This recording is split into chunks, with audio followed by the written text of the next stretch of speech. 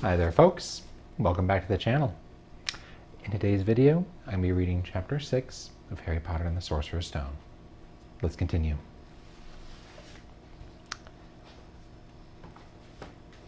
Harry's last month with the Dursleys wasn't fun.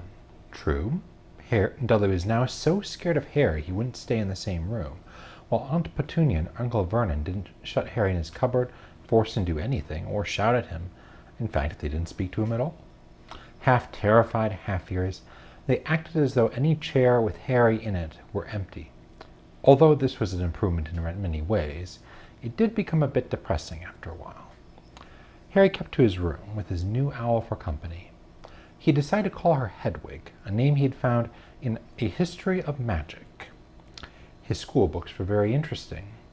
He lay on his bed, reading late into the night, Hedwig swooping in and out of the open window as she pleased. It was lucky that Aunt Petunia didn't come in to vacuum anymore, because Hedwig kept bringing back dead mice. Every night before he went to sleep, Harry ticked off another day on the piece of paper he'd pinned to the wall, counting down to September the 1st. On the last day of August, he thought he'd better speak to his aunt and uncle about getting to King's Cross Station the next day. So he went down to the living room where they were watching a quiz show on television. He cleared his throat to let them know he was there, and Dudley screamed and ran from the room. Uncle Vernon? Uncle Vernon grunted to show he was listening. I need to be at King's Cross tomorrow to go to Hogwarts. Uncle Vernon grunted again. Would it be all right if you gave me a lift? Grunt. Harry supposed that meant yes. Thank you. He was about to go back upstairs when Uncle Vernon spoke.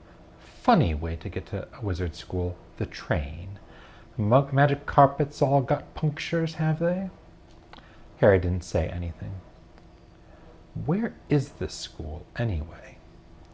I don't know, said Harry, realizing this for the first time. He pulled the ticket Hagrid had given him out of his pocket. I just take the train from platform 9 3/4 at 11 o'clock, he read. His aunt and uncle stared. Platform what? 9 3/4. Don't talk rubbish, said Uncle Vernon. There is no platform 9 3/4. It's on my ticket. Barking, said Uncle Vernon. Howling mad, the lot of them. You'll see. You just wait. All right, we'll take you to King's Cross. We're going up to London tomorrow anyway, or I wouldn't bother. Why are you going to London? Harry asked, trying to keep things friendly. Taking Dudley to the hospital, growled Uncle Vernon. You've got to have that ruddy tail removed before he goes to Smeltings.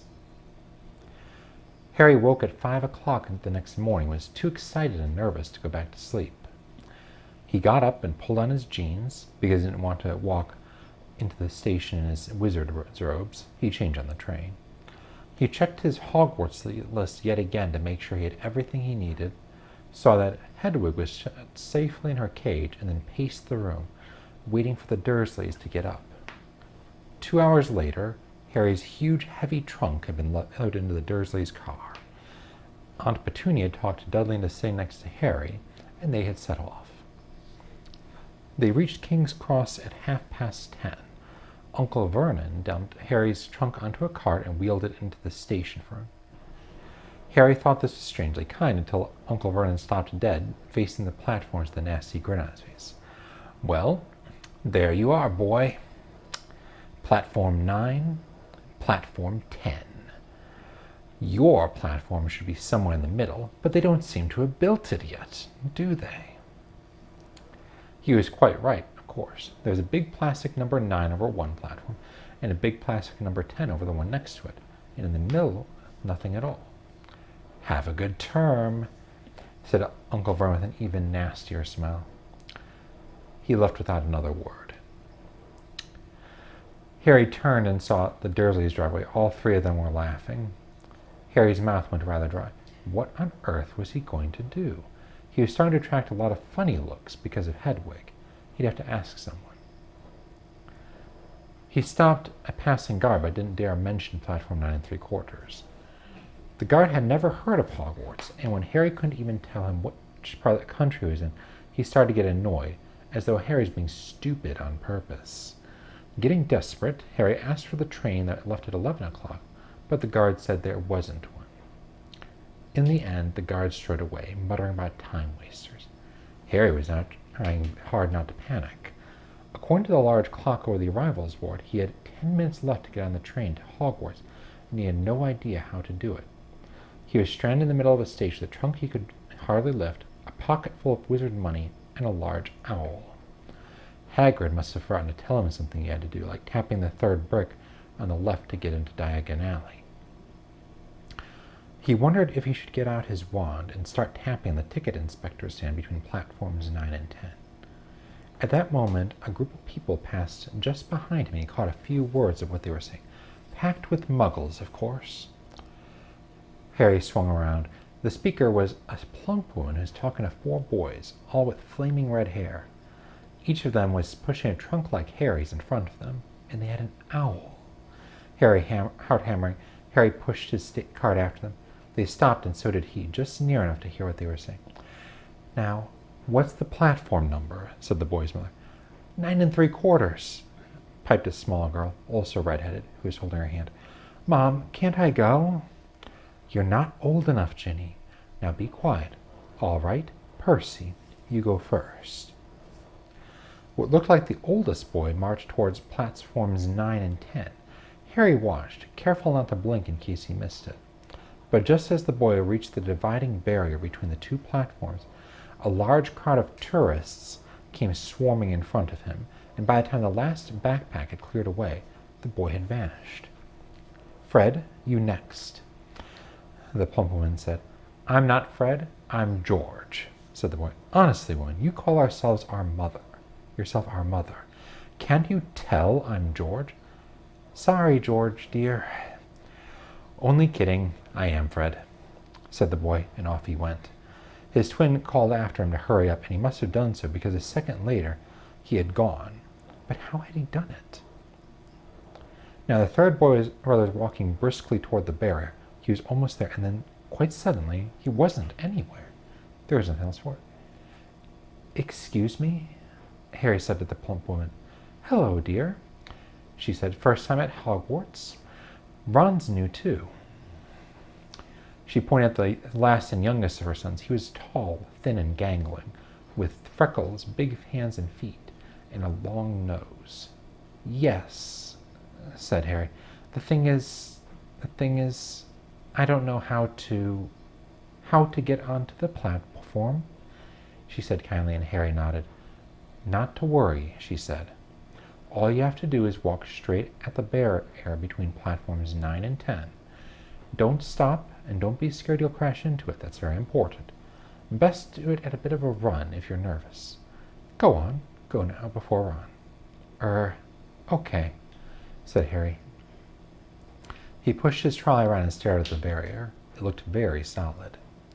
He started to walk toward it. People jostled him on their way to platforms 9 and 10. Harry walked more quickly. He was going to smash right into that barrier, and then he'd be in trouble. Leaning forward on his cart, he broke into a heavy run. The barrier was coming nearer and nearer. He wouldn't be able to stop. The cart was out of control. He was a foot away. He closed his eyes, ready for the crash. It didn't come. He kept on running. He opened his eyes. A scarlet steam engine was waiting next to a platform packed with people. A sign overhead said, "Hogwarts Express, 11 o'clock." Harry looked behind him and saw a wrought iron archway where the barrier had been, with the words, "Platform 9 3/4 on it. He had done it. Smoke from the engine drifted over the heads of the chattering crowd, while cats of every color wound here and there between their legs. Owls hooted to one another in a disgruntled sort of way over the babble and scraping of heavy trunks. The first few carriages were already packed with students, some hanging out of the window to talk to their families, some fighting over seats. Harry pushed his cart off down the platform in search of an empty seat. He passed a round-faced boy who was saying, "Gran, I've lost my toad again." "Oh, Neville," he heard the old woman sigh. A boy with dreadlocks was surrounded by a small crowd. "Give us a look. Lee, go on." The boy lifted the lid of a box in his arms, and the people around him shrieked and yelled as something inside poked out a long, hairy leg. Harry pressed on through the crowd until he found an empty compartment near the end of the train. He put Hedwig inside first, and then started to shove and heave his trunk toward the train door. He tried to lift it up the steps, but could hardly raise one end, and twice he dropped it painfully on his foot. Want a hand? He was one of the two red-haired boys, twins he'd followed through the berry. Yes, please, Harry panted. Oi, Fred, come here and help. With the twins' help, Harry's trunk was at last tucked away in a corner of the compartment. Thanks, Harry said, pushing his sweaty hair out of his eyes. What's that? Said one of the twins suddenly, pointing at Harry's lightning scar. Blimey, said the other twin. Are you?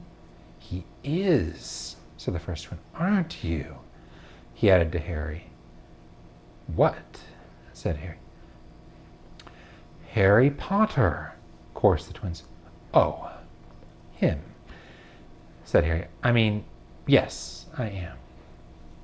The two boys gawked at him, and Harry felt himself turning red. Then, to his relief, a voice came floating in through the train's open door. Fred, George, are you there? Coming, Mom. With a last look at Harry, the twins hopped off the train.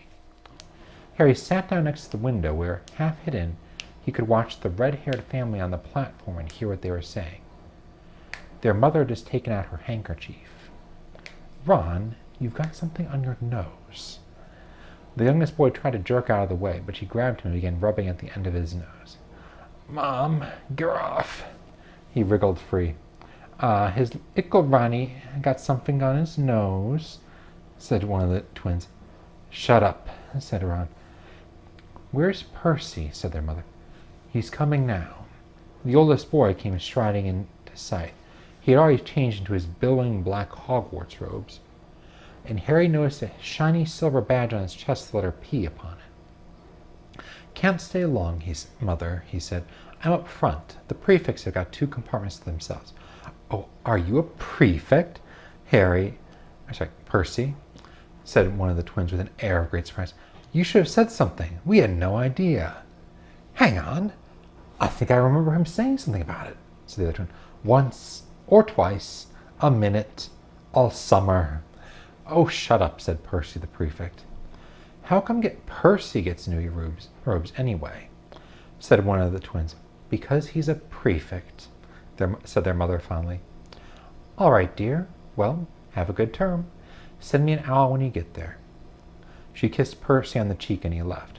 Then she turned to the twins. Now you two, this year you behave yourself. If I get one more owl telling me you've blown up a toilet or... Blown up a toilet? We've never blown up a toilet. Great idea, though. Thanks, Mom. It's not funny. And look after Ron. Don't worry, Ickle Ronnikins is safe with us. Shut up, said Ron again. He was almost as tall as the twins already, and his nose was still pink where his mother had rubbed it. Hey, Mom, guess what? Guess who we just met on the train? Harry leaned back quickly so they couldn't see him looking. You know that black-haired boy who is near us on in the station? Know who he is? Who? Harry Potter. Harry heard the little girl's voice. Oh, Mom, can I go on the train and see him? Oh, Mom, oh, please? You've already seen him, Ginny, and the poor boy isn't something you goggle at in a zoo. Is he really, Fred? How do you know? Asked him. Saw his scar. It's really there, like lightning. Poor dear. No wonder he was alone. I wonder. He was ever so polite when he asked how to get onto the platform. Never mind that. Do you think he remembers what you know who looks like? Their mother suddenly became very stern. I forbid you to ask him, George. No, don't you dare. As though he needs reminding of that on his first day at school. All right, keep your hair on. A whistle sounded. Hurry up, their mother said, and the three boys clambered onto the train. They leaned out of the window for her to kiss them goodbye, and their little sister began to cry. Don't, Ginny. We'll send you loads of owls. We'll send you a Hogwarts toilet seat. George! Only joking, Mom. The train began to move. Harry saw the boy's mother waving and their sister half laughing, half crying, trying to keep up with the train until it gathered too much speed. Then she fell back and waved.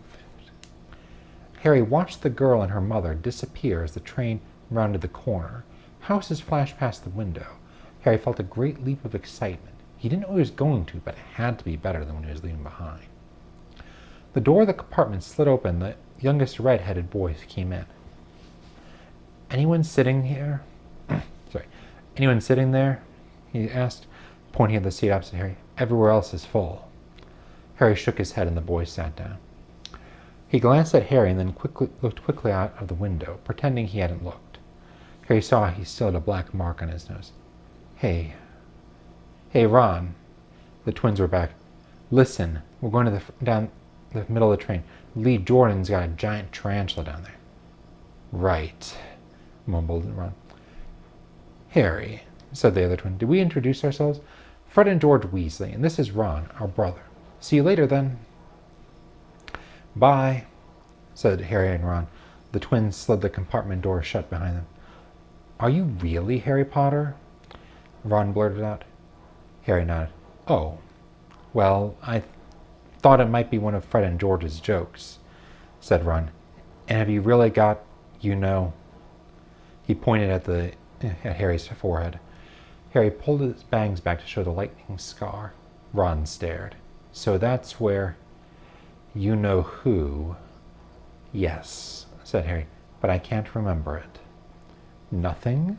Said Ron eagerly. Well, I remember a lot of green light, but nothing else. Wow, said Ron. He sat and stared at Harry for a few moments. Then, as though he had suddenly realized what he was doing, he looked quickly out of the window again. Are all of your family wizards? Asked Harry, who found Ron just as interesting as Ron found him. Yes, I think so, said Ron. I think Mom's got a second cousin who's an accountant, but we never talk about him. So you must know loads of magic already. The Weasleys were clearly one of those old wizarding families the pale boy in Diagon Alley had talked about. I heard he went to live with Muggles, said Ron. What are they like? Horrible. Well, not all of them. My aunt and uncle and cousin are, though. Wish I'd had 3 wizard brothers. 5, said Ron. For some reason he was looking gloomy. I'm the 6th in our family to go to Hogwarts. You could say I've got a lot to live up to. Bill and Charlie have already left. Bill was head boy and Charlie was captain of the Quidditch. Now, Percy's a prefect. Fred and George mess around a lot, but they still get really good marks, and everyone thinks they're really funny. Everyone expects me to do as well as the others, but if I do, it's no big deal, because they did it first. You never get anything new with 5 brothers. I've got Bill's old robes, Charlie's old wand, and Percy's old rat. Ron reached inside his jacket and pulled out a fat gray rat, which was asleep. His name's Scabbers, and he's useless. He hardly ever wakes up. Percy got an owl from my dad for being made prefect. They couldn't... I got Scabbers instead. Ron's ears went pink. He seemed to think he'd said too much, because he went back to staring out of the window. Harry didn't think there was anything wrong with not being able to afford an owl. After all, he'd never had any money in his life until a month ago. And he told Ron so, all about having to wear Dudley's old clothes and never getting proper birthday presents. This seemed to cheer Ron up. And until Hagrid told me, I didn't know there was anything about being a wizard or about my parents or Voldemort. Ron gasped. What? Said Harry. You said you know whose name? Said Ron, sounding both shocked and impressed. I'd have thought you, of all people. I'm not trying to be brave or anything, saying the name, said Harry. I just never knew you shouldn't. See what I mean? I've got loads to learn, I bet. He said, voicing for the first time something that had been worrying him a lot lately. I bet I'm the worst in class. You won't be. There's loads of people who come from Muggle families and they learn quick enough. While they had been talking, the train had carried them out of London. Now they were speeding past fields full of cows and sheep. They were quiet for a time, watching the fields and lanes flick past. Around 12:30, there was a great clattering outside the corridor, and a smiling, dimpled woman slid back their door and said, Anything off the cart, dears? Harry, who had any breakfast, leapt to his feet, but Ron's ears went pink and he muttered they brought sandwiches. Harry went out into the corridor. He had never had any money for candy with the Dursleys, and now that he had pockets rattling with gold and silver, he was ready to buy as many Mars bars as he could. But the woman didn't have Mars bars. What she did have were Birdie Bot's every flavor beans, Jubal's best blowing gum, chocolate frogs, pumpkin pasties, cauldron cakes, licorice wands, and a number of other strange things Harry had never seen in his life. Not wanting to miss anything, he got some of everything and played the one 11 silver sickles and 7 bronze nuts. Ron stared as Harry brought it all back into the compartment and tipped it onto an empty seat. Hungry, are you? Starving, said Harry, taking a large bite out of a pumpkin pasty. Ron took out a lumpy package and unwrapped it. There were 4 sandwiches inside. He pulled one of them apart and said, She always forgets I don't like corned beef.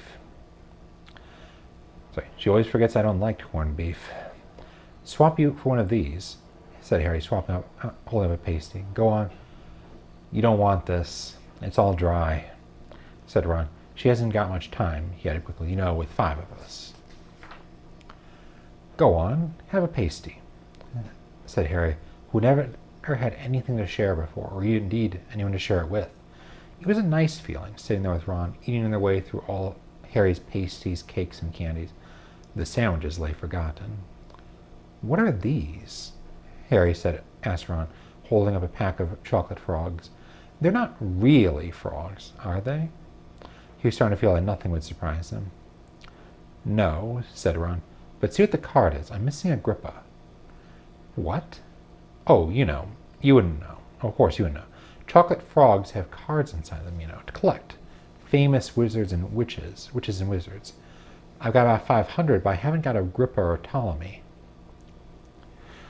Harry unwrapped his chocolate frog and picked up the card. It showed a man's face. He wore half-moon glasses, had a long crooked nose, and flowing silver hair, beard, and mustache. Underneath the picture is the name Albus Dumbledore. So this is Dumbledore, said Harry. Don't tell me you never heard of Dumbledore, said Ron.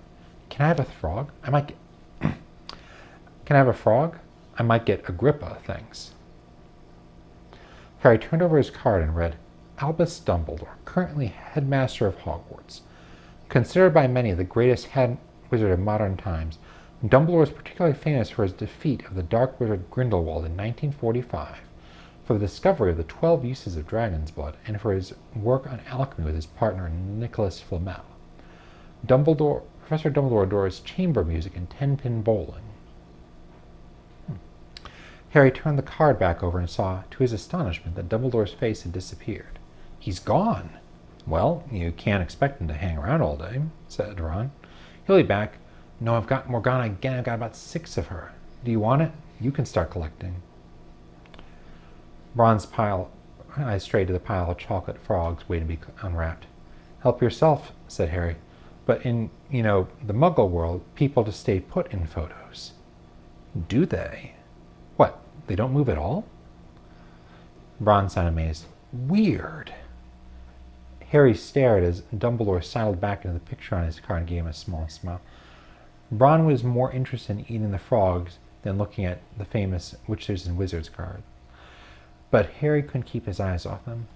Soon he had not only Dumbledore and Morgana, but Hengist of Woodcroft, Alberic Grunion, Circe, Paracelsus, and Merlin. He finally turned his eyes away from the druidess Cleodona, who was scratching her nose to open a bag of Birdie Bot's ever-flavor beans. You want to be careful with those, Ron warned Harry. When they say every flavor, they mean every flavor. You got all the ordinary ones like chocolate and peppermint and marmalade, but then you get spinach and liver and tripe.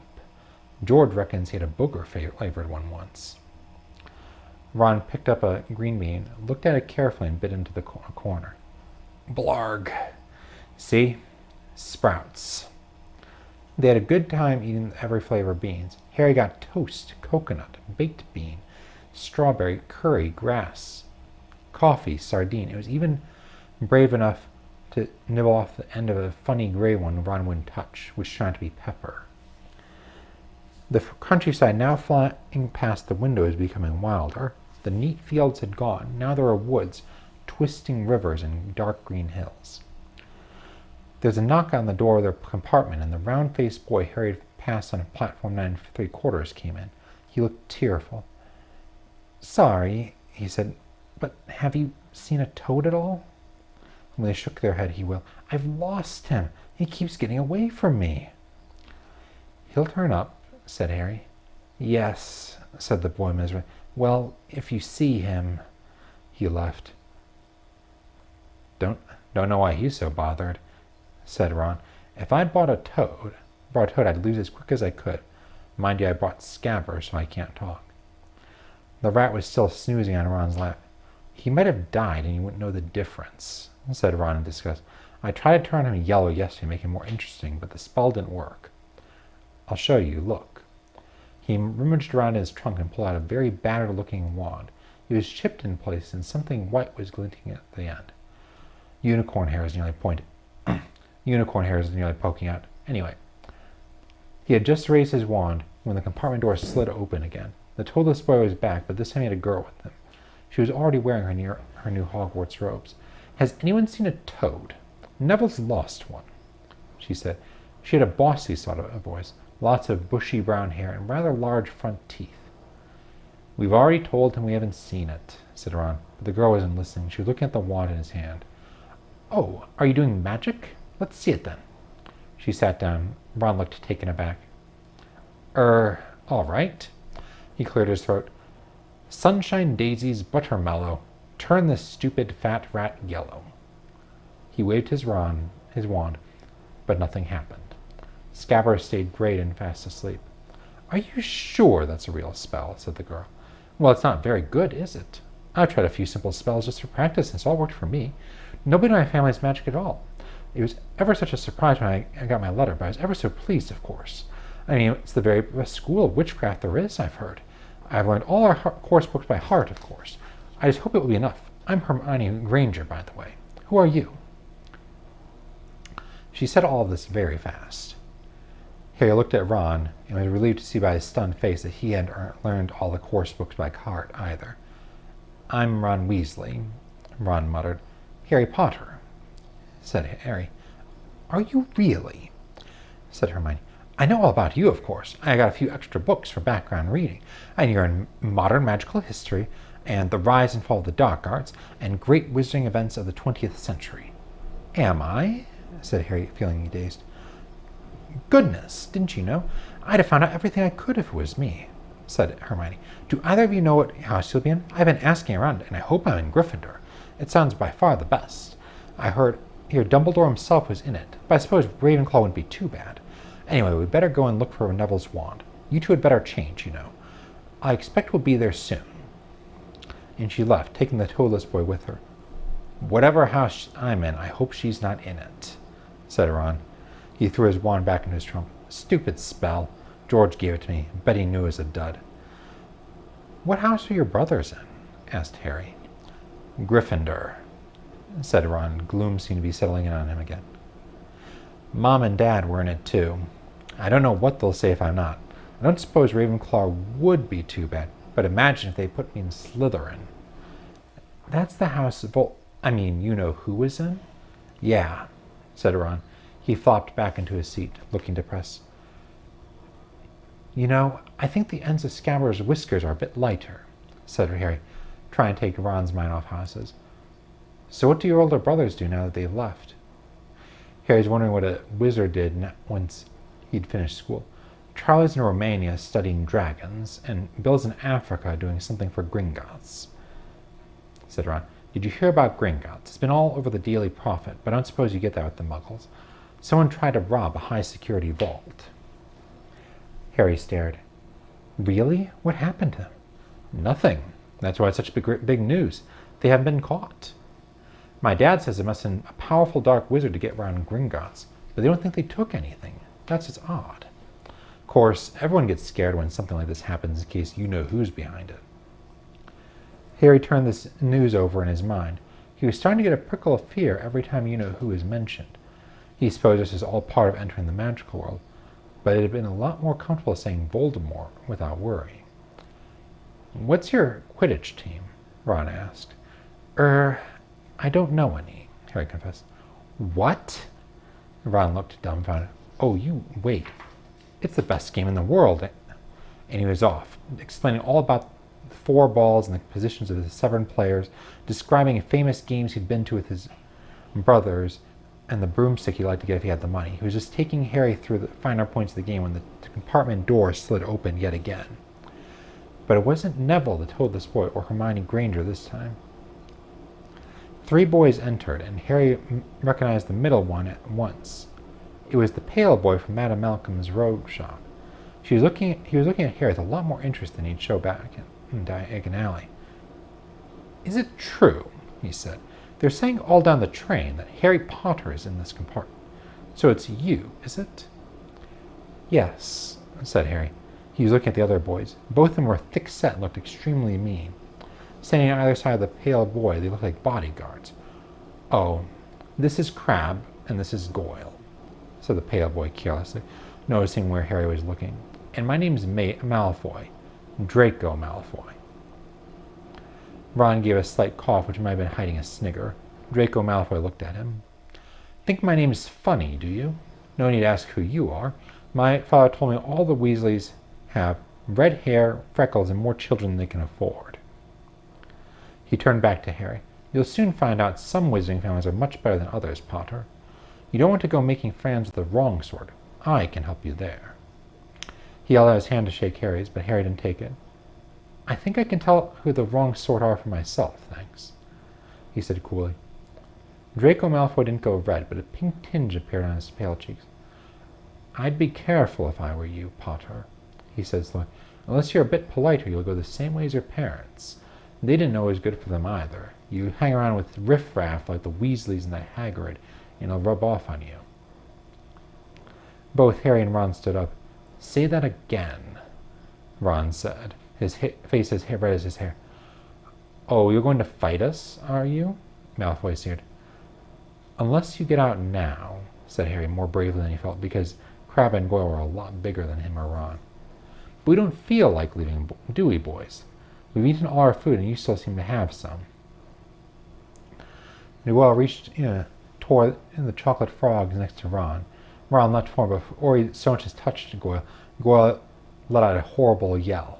Scabbers the rat was hanging off his finger, sharp little teeth sunk deep into Goyle's knuckle. Crabbe and Goyle backed away as Crabbe and Malfoy backed away as Goyle swung Scabbers round and round, howling, and when Scabbers finally flew off and hit the window, all 3 of them disappeared at once. Perhaps they thought there were more rats lurking among the sweets, or perhaps they'd heard footsteps, because a second later Hermione Granger had come in. "What has been going on?" she said, looking at the sweets all over the floor, and Ron picked up Scabbers by his tail. "I think he's been knocked out," Ron said to Harry. He looked closer at Scabbers. "No, I don't believe it. He's gone back to sleep." And so he had. You've met Malfoy before?" Harry explained about their meeting diagonally. "I've heard of his family," said Ron darkly. "They were some of the first to come back to our side after you-know-who disappeared. Say they've been bewitched. My dad doesn't believe it. He says Malfoy's father didn't need an excuse to go over the dark side." He turned to Hermione. "Can we help you with something?" "You'd better hurry up and put your robes on. I've just been up to the front to ask the conductor, and he says we're nearly there. You haven't been fighting, have you? You'll be in trouble before you even get there." "Scabbers has been fighting, not us," said Ron, scowling at her. "Would you mind leaving while we change?" "All right. I only came here because people outside are behaving very childishly, racing up and down the corridors," said Hermione in a sniffy nose. "And you've got dirt on your nose, by the way. Did you know?" Ron glared at her as she left. Harry peered out of the window. It was getting dark. You could see mountains and forests under a deep purple sky. The train did seem to be slowing down. He and Ron took off their jackets and pulled on their long black robes. Ron's were a bit short for him. You could see his sneakers underneath them. A voice echoed through the train. "We'll be reaching Hogwarts in 5 minutes' time. Please leave your luggage on the train. It will be taken to the school separately. Harry's stomach lurched with nerves, and Ron, he saw, looked pale under his freckles. They crammed their pockets with the last of the sweets and joined the crowd thronging the corridor. The train slowed right down and finally stopped. People pushed their way toward the door and out onto a tiny dark platform. Harry shivered in the cold night air. Then a lamp came bobbing over the heads of the students, and Harry heard a familiar voice. First years over here. All right there, Harry? Hagrid's big, hairy face beamed over the sea of heads. Come on, follow me. Any more first years? Mind your step now. First years, follow me. Slipping and stumbling, they followed Hagrid down what seemed to be a steep, narrow path. It was so dark on either side of them that Harry thought there must be thick trees there. Nobody spoke much. Neville, the boy kept losing his toad, sniffed once or twice. You'll get your first sight of Hogwarts in a sec. Hagrid curled over his shoulder. Just round this bend here. There was a loud, ooh. The narrow path had opened suddenly onto the edge of a great black lake. Perched atop a high mountain on the other side, its windows sparkling in the starry castle, was a vast castle with many turrets and towers. No more than 4 to a boat, Hagrid called, pointing to a fleet of little boats sitting in the water by the shore. Harry and Ron were followed to their boat by Ron and Neville and Hermione. Everyone in, shouted Hagrid, who had a boat to himself. Right then, forward!